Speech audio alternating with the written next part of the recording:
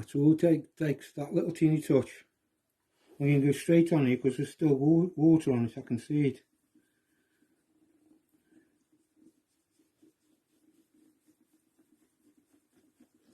Gosh, don't you get a sore finger, Dr. Peter? No. Yeah.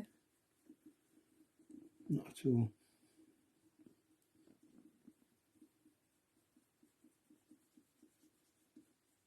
And keep your finger moving, keep it all moving. Never stay in the same spot too heavy. Just keep it going. Now I'm moving the shoe, not my finger.